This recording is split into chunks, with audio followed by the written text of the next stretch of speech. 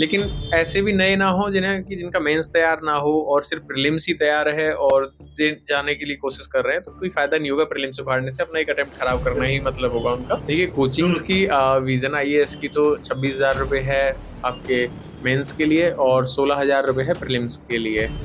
तो लगभग 42,000 रुपए का उनका होता है प्रीलिम्स और मेंस के लिए। Hi everyone, welcome to स्टूडेंसी।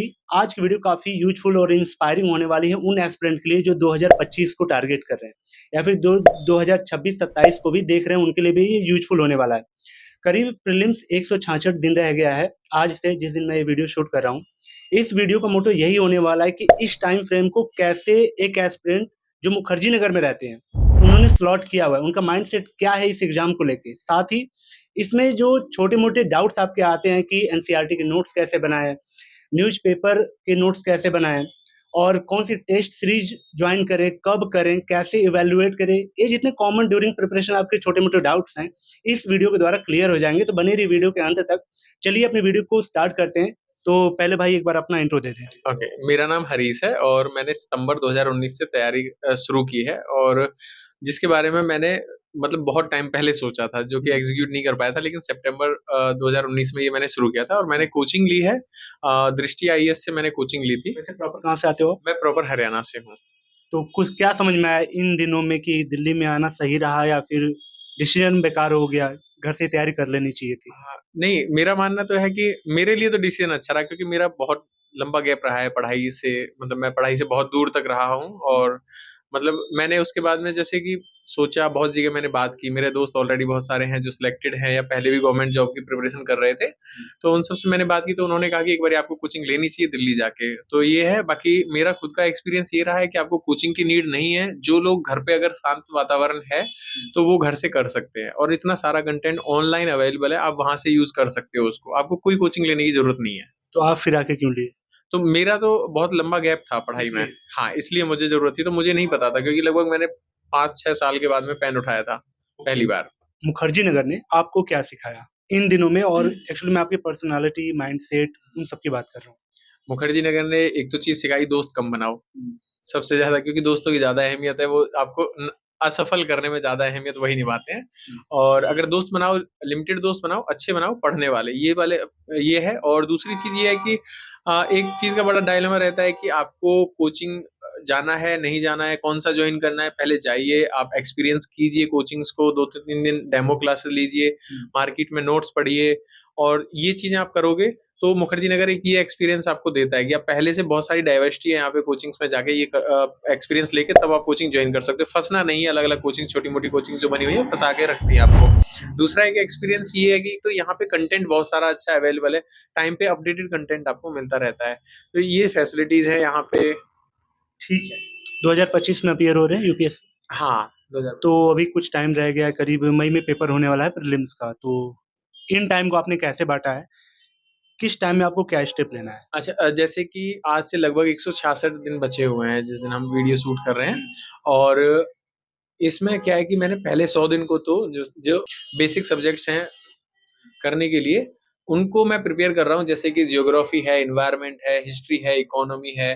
तो इन सब्जेक्ट्स पे मेरा मेनली फोकस है, और पहले 100 डेज में ये सारे कवर करूंगा, जिसमें कि मेरा कंप्लीट इनका कवरेज हो जाएगा। और साथ में मैं पीवाईक्यूज भी करूंगा, और नेक्स्ट 50 डेज में मैं मॉक टेस्ट दूंगा, और प्रीवियस ईयर क्वेश्चन पेपर्स को साथ में ही उनके देने की कोशिश करता रहूंगा।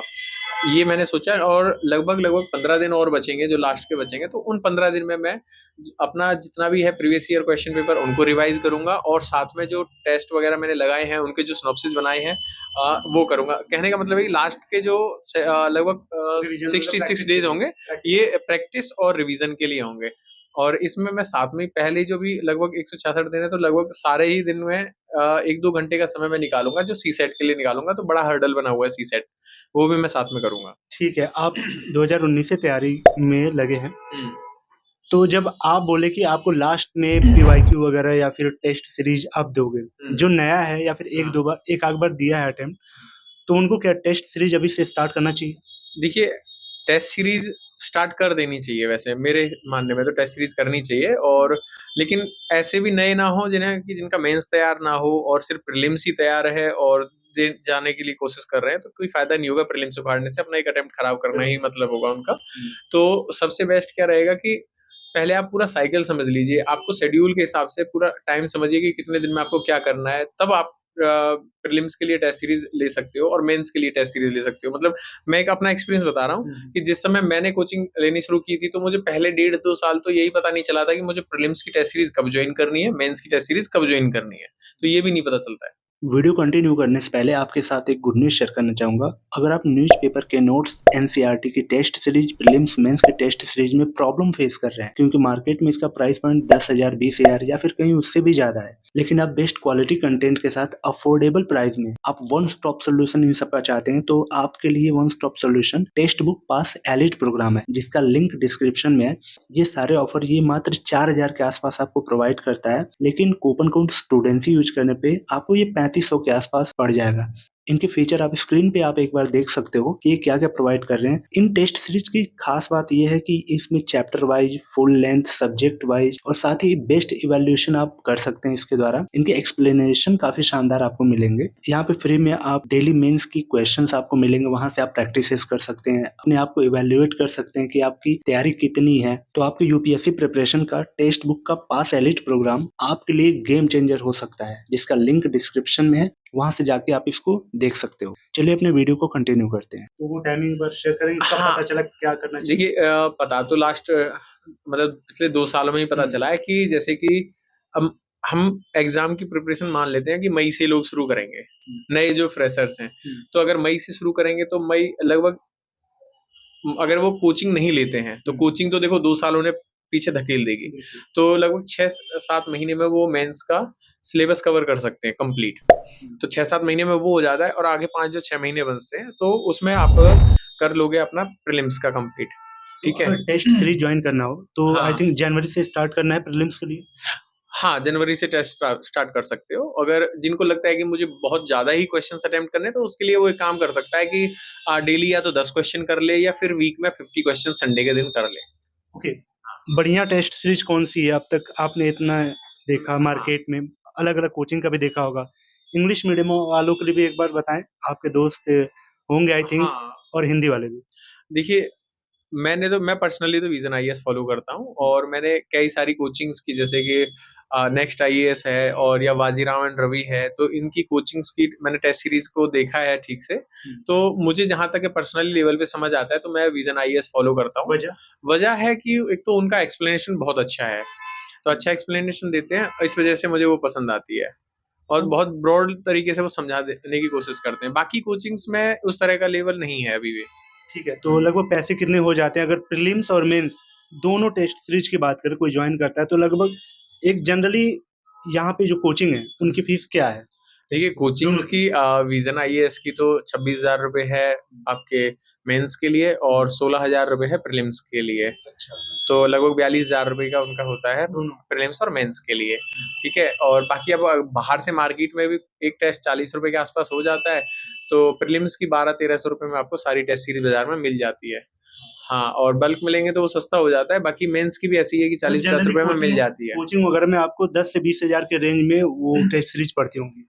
नहीं, कोचिंग्स में तो जो है कि अलग-अलग जैसे छोटी कोचिंग्स हैं, आप नहीं, जो बड़ी अपने यहाँ रेपुटेड है, जो नामी है। रेपुटेड में तो मैं बता रहा हूँ 26,000 रुपए की है, 26,000 मेंस मेंस की, ओनली मेंस और प्रीलिम्स की 16,000 रुपए की है। लेकिन उसमें उनका वीडियो कंटेंट भी रहता है, आपको टेस्ट सॉल्व करवा के वो दिखाएँगे, आपको वीडियो मिलेगी उसकी, तो उसका उनका अच्छा है। और मेंस की तो मैं कहूँगा कि देखो प्रीलिम्स की तो आप चाहे बाहर से 30-40 रुपए का टेस्ट खरीद के लगा लो, लेकिन आपको जो मेंस की है, तो मेंस की तो आपको कोचिंग में ही देनी चाहिए क्योंकि वो इवैल्यूएट करके आपका देते हैं आंसर, तो बहुत अच्छे से देते हैं, वो आपको समझ में आएँगे। ओके, इन पूरे दिनों में सबसे जो वैल्यूएबल चीज़ थी, आपने क्या सीखी है? और जो आपको देख रहा है, न्यू है, उसके लिए कुछ स्टेप बता दें जो वो सावधानी रख पाए? सबसे मतलब मुझे तो लगता है इस तैयारी का या फिर किसी भी कोचिंग की तैयारी के लिए सबसे और कोई भी एग्ज़ाम निकालने के लिए सबसे एक चीज़ मेन ज़रूरी है जो कि है कंसिस्टेंसी निरंतरता और एक है शेड्यूल। इन दोनों चीज़ों का कॉम्बिनेशन रखिए, आपको 100% रिज़ल्ट मिलेगा।